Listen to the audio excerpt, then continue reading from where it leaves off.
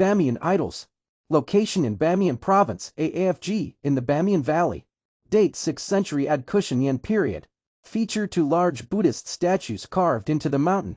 One was about 55 meters and the other about 38 meters high.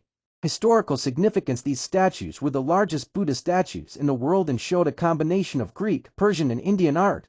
Destruction: blown up by the Taliban in 2001. Cultural significance: a symbol of Afghanistan's religious and historical diversity. Today the Bamyan Idol site is listed as a UNESCO World Heritage Site. In ancient times this area was an important center for Buddhists. Many pilgrims came from India, China and Central Asia. Local people tell many stories about the idols. For example, they say that there were secret rooms and corridors inside the statues where Buddhist monks lived and worked. At the time of the famous travel writer Hu Yan Sang in the 7th century, these idols were described as very magnificent.